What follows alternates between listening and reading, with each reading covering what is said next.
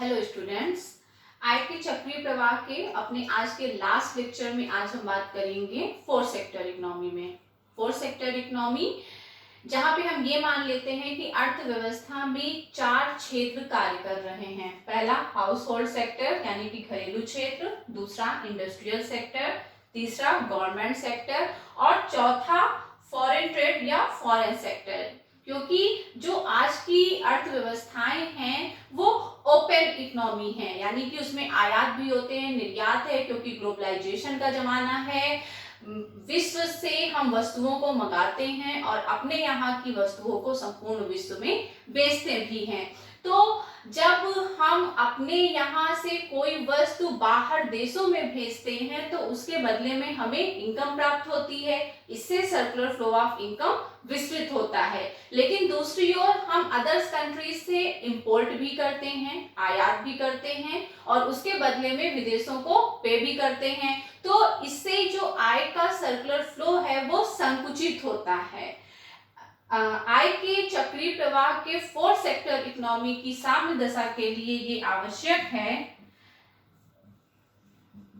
जैसा कि हमने अपने लास्ट लेक्चर्स में 2 सेक्टर इकोनॉमी, 3 सेक्टर इकोनॉमी और 4 सेक्टर इकोनॉमी में जिस प्रकार से बात की थी, C plus S plus T और यहाँ पे जुड़ जाएगा क्योंकि ये सारे लीकेज हैं सर्कुलर फ्लो से। ठीक है, बचत, टैक्सेस और यहाँ पे जब इंपोर्ट होता है यानी कि M, जब M जुड़ जाता है तो ये इकोनॉमी से एक लीकेज है, इंपोर्ट। ठीक है, और जब इंपोर्ट होता है तो आय घटती है। क्यों? क्योंकि आय का एक भाग विदेशों में चला जाता है। तो जो हमारी इकोनॉमी में सर्कुलर फ्लो होता है वो संकुचित हो जाता है। लेकिन दूसरी ओर जब हम विदेशों से आय अर्जित करते हैं, और हम आय कब अर्जित करते हैं? जब हम निर्यात करते हैं, यानी कि जब हम एक्सपोर्ट करते हैं तो हमारे देश में आय आती है। तो हम ये मान लेते हैं कि जितना आयात करने से आय का चक्रीय प्रवाह संकुचित हुआ है, उतना ही जब हम एक्सपोर्ट करते हैं, निर्यात करते हैं, तो जो आय हमारे यहाँ आती है उतना ही उसमें अंतःक्षेपण यानी कि इंजेक्शन का वर्क होता है। तो ये तो आपके लीकेजेस हैं। ठीक है, और जो इंजेक्शन वाली चीजें हैं वो है C plus I plus G plus export का S। साम्य की दशा में क्या होना चाहिए? C plus S plus T plus M should be equal to C plus I plus G plus X से, और यहाँ पे हम C कैंसिल कर देते हैं। S plus T plus M should be equal to I plus G plus M के। ये साम्य की दशा है जो फोर्थ सेक्टर इकोनॉमी में कार्य करती है। डायग्राम में आप देख लीजिए, बिल्कुल वही डायग्राम है जो हमने 2 सेक्टर इकोनॉमी, 3 सेक्टर इकोनॉमी में किया था। अब क्योंकि फोर्थ सेक्टर इकोनॉमी में हमने फॉरेन ट्रेड को सम्मिलित किया है, तो यहाँ से हमने इसको लीकेज के रूप में, जब हम इंपोर्ट करते हैं तो आय का एक भाग क्योंकि विदेश चला जाता है, तो ये आय के चक्रीय प्रवाह से एक लीकेज है। लेकिन जब हम एक्सपोर्ट करते हैं तो वो आय का भाग पुनः हमारे देश में आ जाता है और जो आय का चक्रीय प्रवाह संकुचित हुआ था वो पुनः विस्तृत हो जाता है, यानी कि जितना आय हमारे देश में पहले थी उतनी ही आय पुनः हो जाती है और इस प्रकार निर्बाध रूप से आय का चक्रीय प्रवाह फोर्थ सेक्टर इकोनॉमी में वर्क करता है। हमने आपको पहले भी ये कहा है कि ये डायग्राम बहुत तरीके से बन सकता है।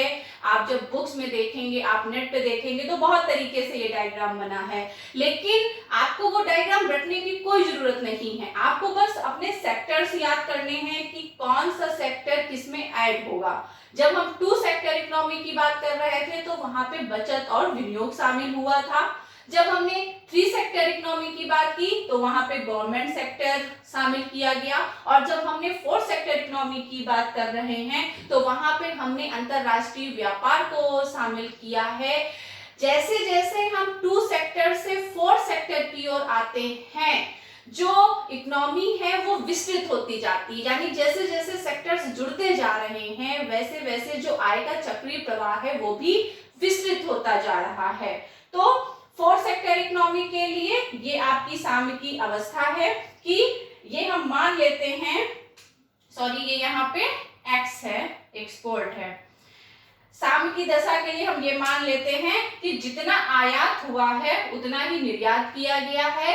आयात के रूप में जितनी मुद्रा देश के बाहर गई है, निर्यात के रूप में उतनी ही मुद्रा पुनः इंजेक्शन के रूप में इकोनॉमी में आ जाती है। तो जो लीकेज हुआ है इंपोर्ट के रूप में, एक्सपोर्ट के रूप में, वो इंजेक्शन का वर्क करती है और circular flow of income economy में इस प्रकार निर्बाध रूप से कार्य करता रहता है। बस आपको याद रखना है कि जो ये हमारे एरोज लगे हुए हैं ये प्रॉपर्ली लगे होने चाहिए। आप किसी भी तरीके का डायग्राम ड्रा करें, केवल जो एरो हैं, जब हमने ये दिखा रहे हैं कि ये लीकेज है इंपोर्ट और फॉरेन ट्रेड, मतलब ये एक फोर्थ सेक्टर है जिसको हमने इकोनॉमी में ऐड किया है। तो अगर इंपोर्ट से लीक हो रहा है तो एक्सपोर्ट के माध्यम से इंजेक्शन भी लग रहा है इकोनॉमी में, और ये सर्कुलर फ्लो ऑफ इनकम इस प्रकार निर्बाध रूप से अर्थव्यवस्था में चलता रहता है। एक चीज यहाँ पे हम और भी ऐड कर दें कि मान लीजिए m बराबर x के है, तो जो व्यापार शेष होगा, क्योंकि यहाँ पे केवल आयात निर्यात को शामिल किया गया है और जब केवल आयात निर्यात की बात होती है तो उसको व्यापार शेष बोलते हैं। तो अगर m बराबर x के है तो इसका मतलब है कि जो व्यापार शेष होगा वो संतुलित होगा, बैलेंस होगा, ठीक है, क्योंकि जितना इंपोर्ट हुआ है उतना ही एक्सपोर्ट हुआ है। लेकिन मान लीजिए इंपोर्ट आपका ज्यादा हुआ है और एक्सपोर्ट कम है, यानी कि आयात ज्यादा हुए हैं, तो इसका मतलब है कि देश की मुद्रा विदेशों में ज्यादा गई है। अगर इंपोर्ट ज्यादा होगा और एक्सपोर्ट कम होगा तो इसका मतलब है कि जो आय का चक्रीय प्रवाह है वो संकुचित हो जाएगा और जो व्यापार शेष है वो हमारे अगेंस्ट होगा, प्रतिकूल होगा। थर्ड सिचुएशन ये बन सकती है if m is lesser than x, यानी कि जो एक्सपोर्ट हैं, जो आपके निर्यात हैं, अगर वो ज्यादा हैं तो इसका अर्थ ये हुआ कि विदेशों से हमारे देश में आय ज्यादा आ रही है, हम अपना ज्यादा से ज्यादा माल विदेशों में बेच रहे हैं और जबकि विदेशों से कम माल मंगा रहे हैं। तो हम माल जब ज्यादा बेच रहे हैं तो इसका मतलब है ज्यादा मुद्रा भी हमारे देश में आ रही है। जब ज्यादा मुद्रा हमारे देश में आ रही है तो इसका अर्थ ये भी तो निकलता है कि जो व्यापार शेष है, पहली चीज वो तो हमारे अनुकूल होगा, ठीक है, क्योंकि मुद्रा ज्यादा आ रही है। दूसरी ओर जो सर्कुलर फ्लो है इनकम का वो इकोनॉमी में विस्तृत होगा। तो ये तीन सिचुएशंस यहाँ पे क्रिएट होती हैं और जो साम्य की दशा है वो ये होगी। तो आई थिंक अब आपको पूरा सर्कुलर फ्लो ऑफ इनकम समझ में आ गया होगा। इसको समझने के लिए जरूरी है कि आप इसके पहले के जो 3 वीडियो हैं, जो 3 लेक्चर हैं, वो एक क्रम से देखें, तभी आपको समझ में आएगा। सबसे पहले आपको simple circular flow of income समझना है। After that circular flow of income in 2 sector economy, जहां पे S बराबर I के हमने प्रूव किया था।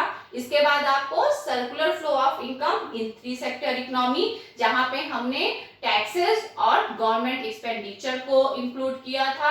आफ्टर दैट आपको ये पढ़ना है जहां पे हमने एक खुली अर्थव्यवस्था के संदर्भ में सर्कुलर फ्लो ऑफ इनकम की बात की है, जहां पे आयात और निर्यात होते हैं। जब आयात होते हैं तो वो एक तरीके का लीकेज है इनकम से, और जब हम एक्सपोर्ट करते हैं, निर्यात करते हैं, तो वो एक तरीके से इंजेक्शन का कार्य करता है अर्थव्यवस्था के लिए। और इस प्रकार से हम ये मान के चलते हैं कि अर्थव्यवस्था में निर्बाध रूप से circular flow of income work करता है। आई होप कि आपको ये पूरा टॉपिक क्लियर हो गया होगा। अगर आपको कोई डाउट है तो आप कमेंट बॉक्स में अपने क्वेश्चन पूछ सकते हैं। Thank you very much.